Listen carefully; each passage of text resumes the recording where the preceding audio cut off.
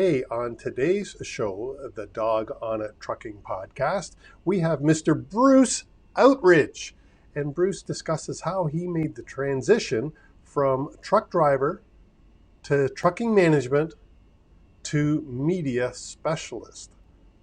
It's a great interview. Stay tuned. And of course, if you are getting value, please click like and subscribe. Now on to the Bruce Outridge interview. We have Bruce Outridge with us today, and I'm really happy to have Bruce on board because I think the show is interviewing trucking influencers, and Bruce certainly qualifies. Hey, Bruce, how are you? How are we doing, Chris? Thanks for having me on, man. Excited. Congratulations. First week of show. I don't know what number I'm in, but I was listening to your first show this morning. So congratulations. Great job. Well, it's awesome. I mean, I'm having a lot of fun because I get to interview people like you and get to learn a lot more about some of my friends and some of the people that I've never met before. Now, you and I are, we're friends. We've done this many times.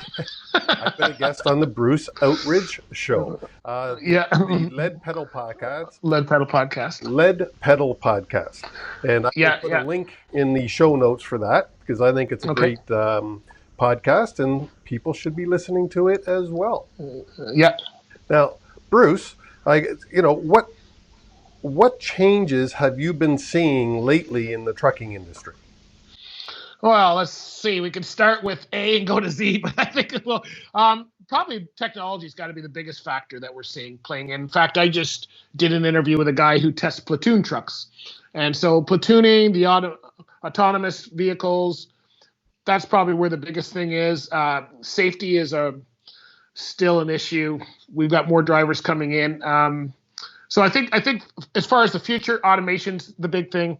Right now, probably foreign workers and how do we get people in the seats of the trucks are a big. I don't know if immigration's going to change, but I think that's a stumbling block right now. So let's go back to automation because that's one of the things that I'm absolutely intrigued with. Yep. You said you just did an interview with a guest? Actually, it came out this morning. So if you happen to, at the time we're taping this, it came out as episode number 439. So it's been a lot of episodes. But I talked with a guy named Mike Perkins with Peloton Technologies. And they test platooning trucks. That's what his job is. And so we were talking about how they communicate. What does the second driver see? All of those kind of things are what's been important. So that's platooning. That's where two trucks follow each other, 10 feet apart? Yeah, well, he said they're about 60 feet apart, but they're connected. So the technology allows the first truck to basically control the braking and accelerating, those kinds of things. But they're still in communication. There's still drivers in the seats. And one thing I thought was really cool was he was saying that you can see through the front truck. So if you've seen the latest, it's one of the pickup trucks. I don't know if it's Chevy or Ford has that technology where you can see the trailer. You can see what's behind the trailer. If you're towing a trailer, it's kind of virtual and you can see the car behind it. Watch. It's been on our television here in Ontario. But that's the same technology.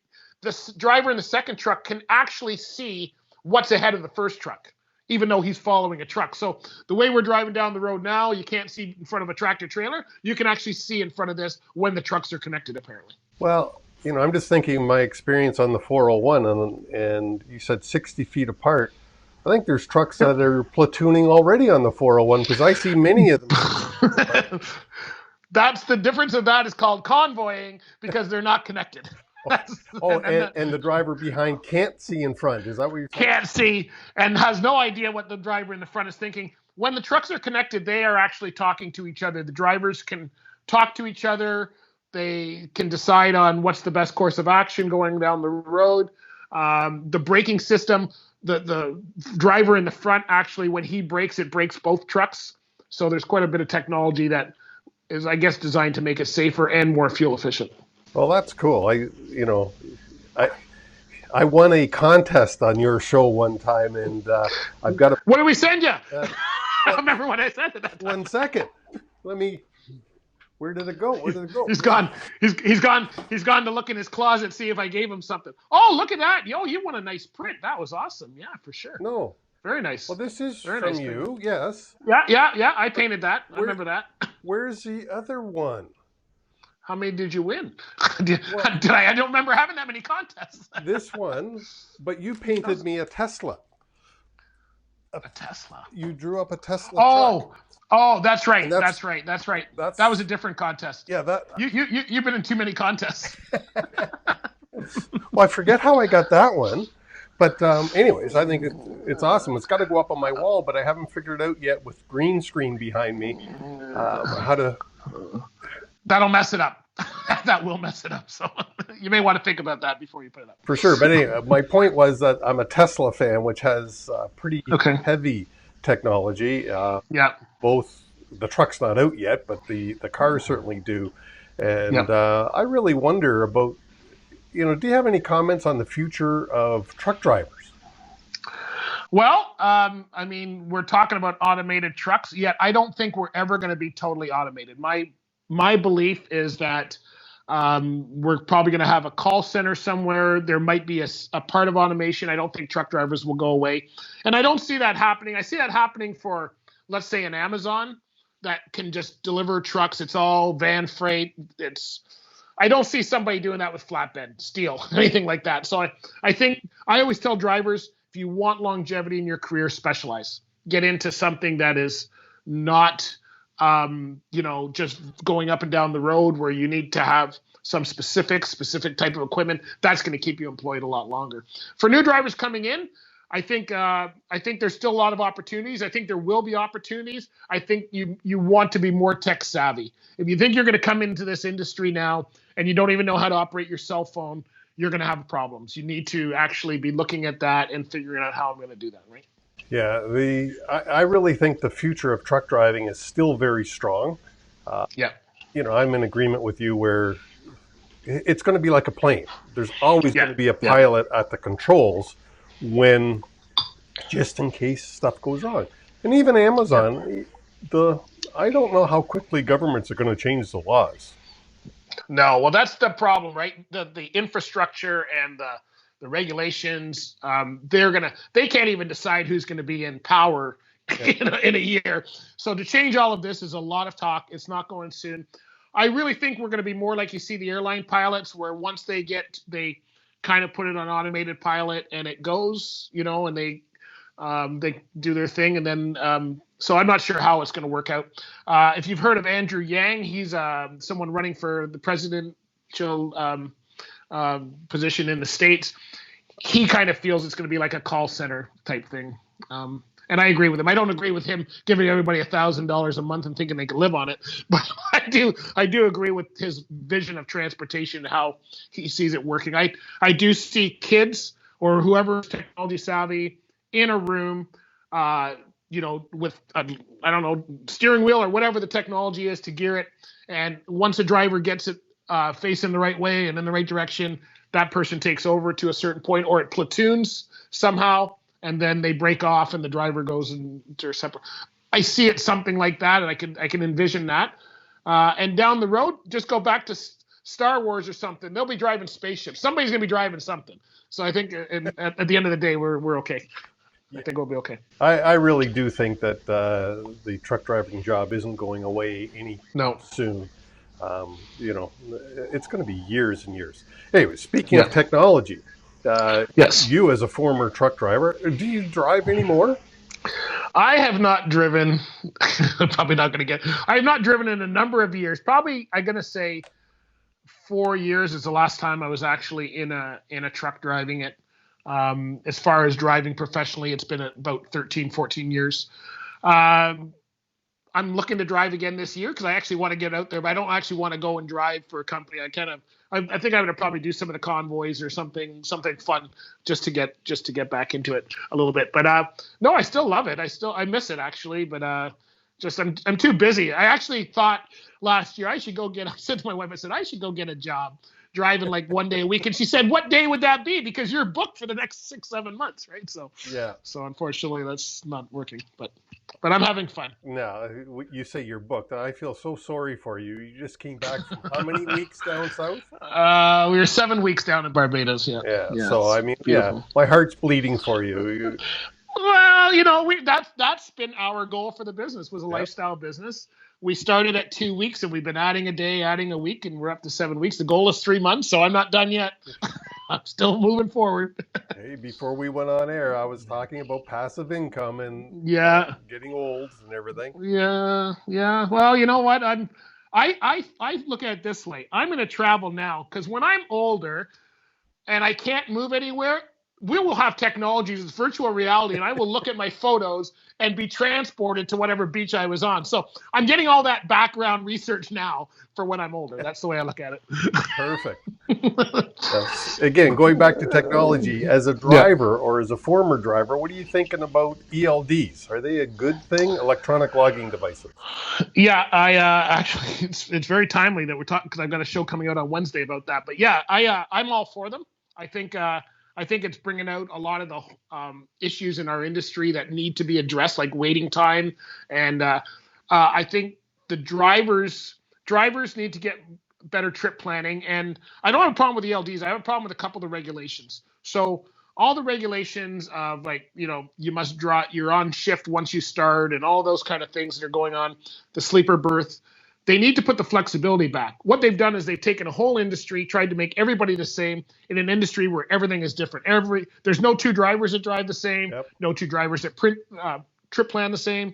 And so they need to actually put the flexibility back so a driver can stop and avoid rush hour traffic, do whatever they feel they need to do within the laws. And I think ELDs are just bringing it out. Drivers say they don't like them. I don't really think it doesn't change anything unless a driver was specifically trying to cheat. It's not hurting the drivers. It's a matter of the trip planning and the flexibility. I think that's where drivers are having the most problem. They can't stop now. If I was going to Chicago, I do not want to drive in Chicago traffic. I don't want to leave here at 4 p.m. and be in Toronto traffic. So have you given me tools where I could take a nap and avoid that traffic and run when it's, they've taken that away from a lot of the drivers, unfortunately. Yeah, the ELDs have certainly made it so that drivers conform better to the laws. And are the laws good is a different debate. That's right. I mean, the laws really haven't changed other than the sleeper berth. I know even when I used to run the East Coast and I used to do 2-3 trips a week to Chicago, to New Jersey, wherever, I ran on that sleeper berth all the time. That is about the only way that you can, even as a single driver, so you're crossing the border at 2 a.m. and you're on those off times when the rest of the world is doing whatever. If you're not, then you're just stuck in traffic. Like, you're all the time stuck in traffic, and that doesn't make any sense for anybody, right? Yeah, no, and traffic's certainly a killer. I mean, my first guest, just going back to that first episode, was talking about idle free and the environment and everything. Yeah. And traffic is it's bad for everybody. Yeah. Hey. Well, I remember you saying on that episode too, and you're like me. Everybody teases me because I'm 2 hours ahead of every meeting. If you tell me to be in Mississauga, I'm there 8 o'clock in the morning. But I've learned how to work out of coffee shops and stuff because I hate traffic. Not only is it costing me more money, and you're like me, where every dollar we spend is directly on our bottom line, but the time wasted, and the potential for accident. The insurance industry's up in arms right now because of accidents. So why put yourself in that situation? And why put all the truck drivers in that situation by telling them they must leave now and they must go down the road at a certain time? Yep. Instead of giving them the flexibility to say, this is not safe, I would rather go and take a nap or have my dinner or whatever it is they want to do and roll later when traffic has died down and I can actually just drive with less people to worry about having an accident, better fuel efficiency because I'm not stuck in traffic, and a more pleasurable environment for the driver. Yeah, absolutely. As you say, it's taken a lot of the flexibility away. That's the problem. One of the other things that I think took flexibility away, and I want to ask your opinion, the 105 mandate that's in Ontario and Quebec, the only jurisdictions in North America that have a speed limit on tractor trailers. Yeah. As a driver, what's your thoughts? It's funny because it sounds bad, but I actually think they should take it. They've got to kind of keep it so the drivers are kind of staying around there, but they've got it so that the trucks can't go any more than that. And there's situations when you actually need to to do that. So I've always run for companies that had a 105 speed limit. Right. But it was not in the truck. It did not, I could do 110 if I had to get around somebody or whatever, but it was all monitored with our data. And so when we had to download at the end of our trip, trust me, if we were over 105 for more than, I don't know, 5% of the time, we got memos, we got called in, so it forced you to stay there because you knew they were watching, but you did have the flexibility of when there's a situation such as going through the Wooler Hill and Trenton, and you do need to get around somebody or you need to get out of the way of traffic or something, you had the flexibility to do it. You just couldn't abuse it. And I think we need, again, it's the same, it's flexibility. We need to get it back into our industry because our industry is all flexible all day. Traffic, weather, everything is all about flexibility, yet we're trying to be stringent and same rules. Doesn't work. Yeah, and traffic has just gotten worse. Like, I've driven professionally probably in 10 years now. Yeah. And I don't know that traffic's any worse than it was 10 years ago, but we haven't built any new highways, and there's more cars and trucks on the road. So I can't imagine it's any better, you know. Well, it's making drivers stupid too, right? So there was a day when you and I would be driving down the road, but the people down the road, their cars didn't do 200 kilometers an hour. Their cars didn't drive themselves. They actually had to pay attention. Now the cars do everything. And if you look at the commercials that are out for the cars, certain makers are promoting the fact that you do not have to look. There's a one where, they almost hit the kid going out the driveway. And I'm always going, well, if they looked in their mirrors, they would have seen the kid. But they didn't. They backed out and the car stopped, and it's, this big thing. And I'm going, that's the silliest thing you can tell people because now they don't have to look. It's the same as the people who now have a self-parking car. Oh, I don't have to learn how to parallel park anymore because my car is going to go in there for me. It's a crock of crap that they're letting the technology so the people are not looking anymore. Instead of the other way where on the testing, they should have truck questions. You should have to do part of the training should be around how big trucks work and speed and all those kind of things that we all learn in the industry. Why are they not teaching that to the new student coming out of the school? Yeah. Well, one of my friends says that every truck driver should have a motorcycle as well. Yeah. Because he's a motorbike rider and I'm not, but yeah, hey, it certainly tells you and teaches you how to look for risk. And what the hell's going on out there, Well, I used to be a cyclist. I've been hit 2 or 3 times on my bicycle because people open their doors. I've had guys not look, and I've gone over the hood of their cars. So yeah, I agree with them that, if you walk, or even I walk to the gym every morning, I don't cross the road if I don't get eye contact with, I don't care if I got the green light or not, because people are in a rush and I'm in a school zone and it's even worse. And I've even had school bus drivers almost hit me because if they don't look, they don't see. They're just in a hurry. Everybody's in their own world. They're not in a problem. Yeah. It's crazy. Everybody's in a rush. One of the things that you've done, though, is you've managed to transition from being a truck driver and driving on a regular basis every day to, I don't even know what to call you anymore. Careful, Chris. Careful. This could go wrong real fast. When we first became friends, you were basically a safety consultant. You were helping out in that area of the world. I don't know if you do any of that work anymore because you've got very little. How did you manage to transition from a truck driver to what's the overall statement? An artist? Yeah, well, I guess I call myself a media consultant now. But when I was driving, so the probably the start of it for most drivers is to work for good companies. So I worked for good companies that offered me extra training. They were the chemical companies, and so they offered extra training.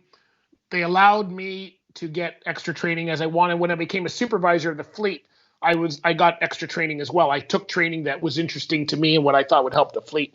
So when I came out of stop driving, I did start my art business because I'm an artist as well. But a lot of my art is on the trucking industry, so it actually still fits. As you know, if you look in your office, you'll see some of the pieces. They're still on the trucking industry. So So, I wrote for a lot of publications for a while and was doing cartooning and that kind of thing. But I still had that knowledge of the industry. And that's when I started the safety training. And I was doing similar to what you're doing, but I have a passion for safety, but I have probably more of a passion for career and business. And so that's where my podcast and stuff is focused more on the business and career for drivers, where yours is, I'm assuming, focused more on safety because you're safety dog. So that's that. So it wasn't a transition to say, okay, I'm going to do this later on. I didn't plan on being a podcast host. I didn't even know what a podcast was back in the day. But I'm always interested in technology. I'm always trying to learn new things and figure out how can I use my expertise and build this. And so that where we are now is a podcast for truck drivers. Well, how many podcasts do you have? I know you've got the Lead Pedal, but I got the Lead Pedal podcast, and I have one for artists and creators called the Cashing In on Creativity podcast. And I have a television show here in Burlington or Halton, which is Inspiring Youth. So those are the 3 shows, plus my art business, and my wife does English-French translation. So there's 3 different businesses within, and just 2 of us running it. It's very busy, very busy. Well, I follow you on Facebook and Instagram and all the social media, and I see you doing caricatures all over the place. I was at a wedding on Saturday, not mine. Thank God for that, but somebody's. Well, Carmen might have something to say about you getting married. Yeah, I tried to build a business as a wedding caricaturist, but I got married twice, and I'm not getting married again. So that's good. You can't build a business with 2. You're gonna have to branch out.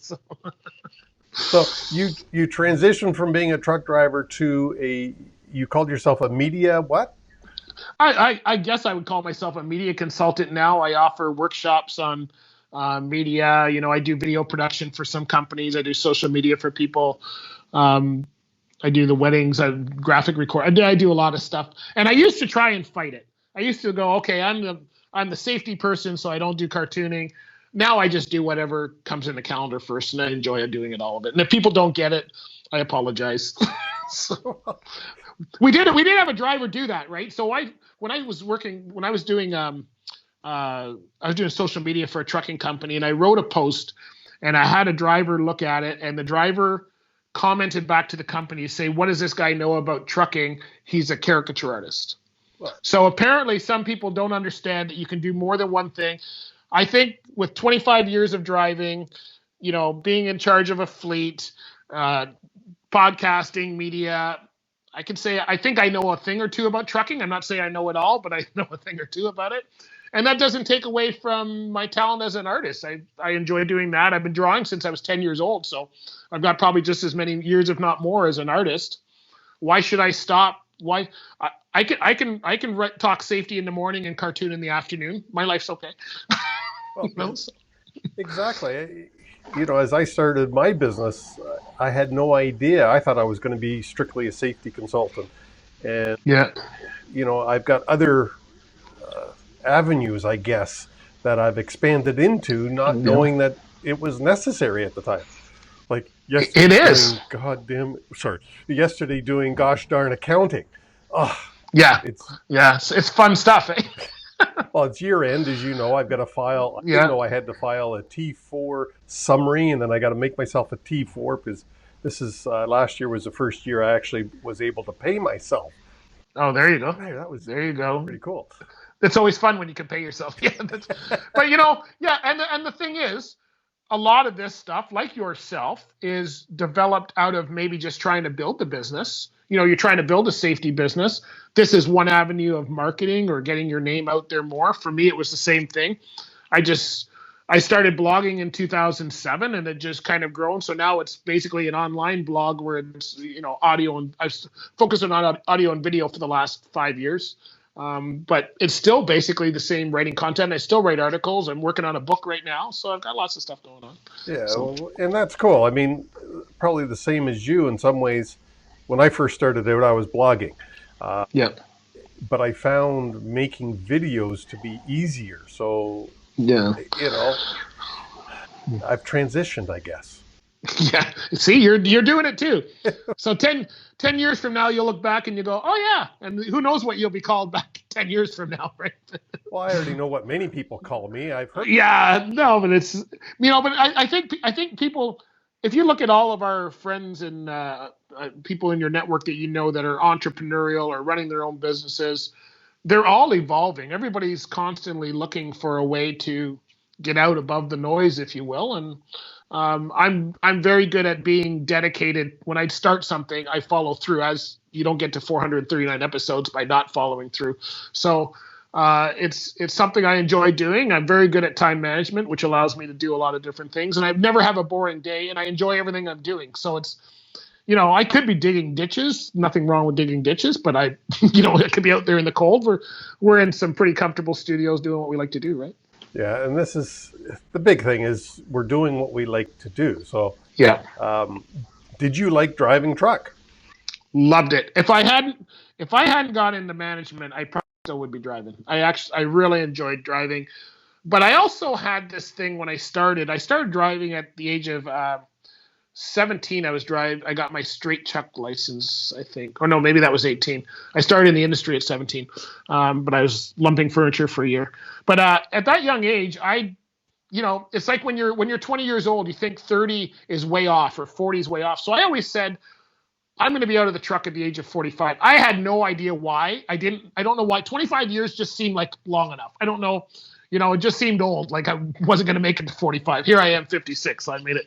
But I just said 25 years was going to be, I thought at 40 and 43, I came out of the truck because I got promoted, but it was not, I didn't strive to try and get out of the truck. It's just, I felt I had more to offer. It's kind of why I'm doing the podcast, and probably the same for you. Inside, I feel I have some information or talents or experience that I can offer others. And so that's why the podcast is working for me. Right? Well, yeah, and I think as we get older, we realize that we know some stuff.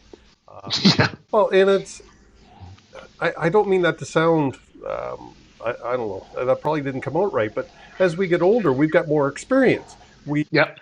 I was doing a road test on a driver on Saturday, and, I said, all these things that I talk about are generally my mistakes that I've made in the past that I'm trying to teach you not to make.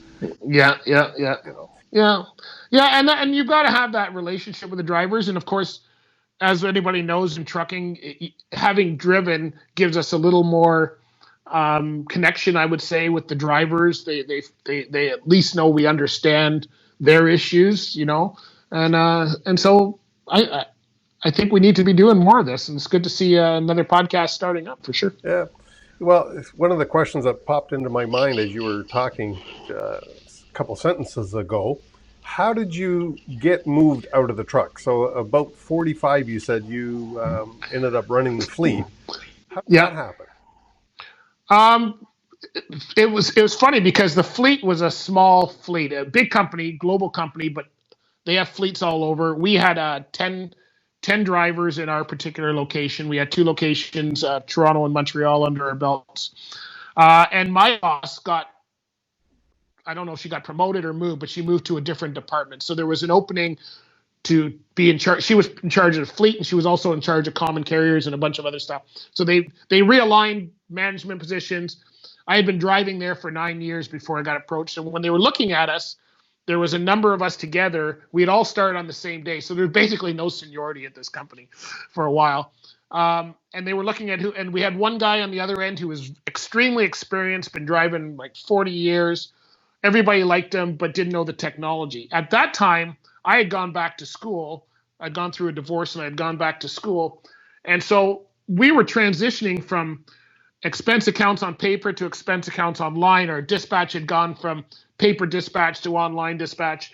And so they were looking at somebody, and I was the youngest of the team. And so they're looking at somebody who was technology savvy, was going to be there more. That this other guy was getting close to retirement, so he may have only had a few years to go at that point. And so they were looking for the future. And then, of course, they're looking at things like people skills and all that. And I got chosen, and I was a fleet supervisor for 3 or 4 years, and then I left and decided to start my own thing. So Well, there you go. And Wasn't what I thought it was going to be. Let's just leave it at that. well, and one of the other problems, I mean, when I moved from the truck into the office, did you experience the same thing? I took a pay cut. I actually no, I went the other way. I actually got a bit of a pay raise, which was nice, but I there's a lot of things I don't think they, and this is important for anybody who's looking to transition, is you could be really good at, and you'll hear people say you could be really good as a truck driver and really terrible as a supervisor. I think I was a good supervisor. I really cared about the team, but there's a lot of things that there's a lot of people part of it that you can't be trained on. You know you can go to seminars, you can work on. So you could be really good at trucking, but if you don't have the people part, that can really hurt you when you get into the management supervisor roles. So anyone who's thinking I'd like to get out of the truck in a few years, start looking at your people skills and how you're working with other team members, because it really does come into play. Well, and I think the other thing would be embrace technology, because as we're moving forward, companies are really Yeah. are moving that way, I think. Yeah. Well, that's for anybody. Even if you're not planning on getting out of the truck, Yeah. we got ELDs, we didn't have cell phones. I had to find a phone booth in the middle of New Jersey at 4 PM to call dispatch. So there was no cell phones or anything like that. I had a 1-800 number, which I owned, only used it for family to call home. That's how I saved money. We had calling cards. So there's a lot of things, but I always embraced technology. When they first came out with like what they used to call Palm Pilots, which was like a little calculator, but you could store phone numbers and all of that. And I had that. I had all my brokers in it and all the customers I used to deal with. Start using it for your everyday life. Start using some kind of time management software. Start working with the ELDs and figuring out. There's a lot of this stuff, and I'm figuring out, I'm sure you are too.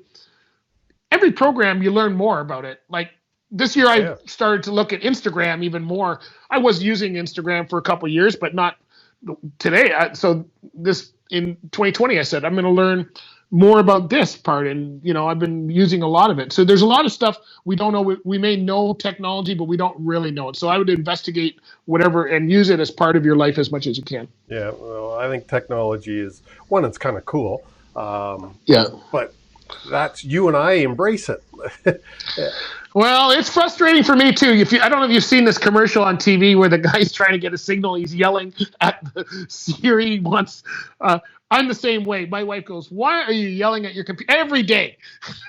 Even today it happened. She goes, "Stop using that program. I need to." I go, "I need to. That's the program I'm using." But I don't understand how everything could be working. You go get a cup of coffee, you come back, and your computer doesn't work. I didn't touch it. I don't know why it's like that, but that happens to all of us. So that's part of technology, unfortunately. Well, and as I said to you today, I think I'm going to end up with the green screen behind me as opposed to my virtual studio, because the software is updated and now it's just different. Well, you have a nice green office. Anyways, Bruce, thanks so much for appearing, and if you're listening problem, on the podcast, for listening to Bruce today. Bruce, parting words. What would you like to say? Well, first, congratulations to you. I think this is going to be an awesome podcast, so keep going with it. And you're doing a great job. You've got a wealth of knowledge, which I've known over the years because I've known you. And just to the listeners, whoever's just like we've been talking about, just look at your career where you think it's going to go and start working on it. Don't, it's like a lot of the manufacturers, right? These people stayed in the job, they didn't upgrade, and then one day the job shuts down and they're all stuck. And I think if you're constantly learning, there's podcasts, there's all kinds of courses you can take online. Even if you're sitting at a dock for 2 and 3 hours, why are you just sitting there? Like, why not learn something? Why not create something? Why not just even do a hobby? If you like to do a hobby like art or something, you can do that. Don't just sit there staring out the window and missing opportunities, because when they start looking at companies or there's changes, they're going to look at those people who are learning on the outside. It's not always about what you're learning in there. So I think that's probably a good way for everybody to go, right? Just keep learning. Yeah, and I agree with it. I love learning, and the day I quit learning, I think, is the day I'll be buried. But and me too. Well, you'll probably learn how to be buried, so that you'll still be learning that day. Okay. I don't know how much it'll go in. Chris, thank you very much for having me on, man. It's been a blast as always. Thanks, Bruce. Appreciate your time. And I All think right. you'll be episode number 3, so that means I only have 436 more to go to catch up to your 439. Buddy, we didn't do it all. Rome wasn't built in a day. Either was my podcast. It's been 5 years, so you'll get there. Just keep going. All right. Just keep going. Thanks so much, Bruce. Thank you, buddy. Appreciate it. And as always, thank you so much for listening and watching today's Dawg on It Trucking Podcast. If you're getting value, please click like and subscribe. Leave a review on iTunes. It helps the show out so much. And I will talk to you next week. That's it for this week. Safety Dogs out.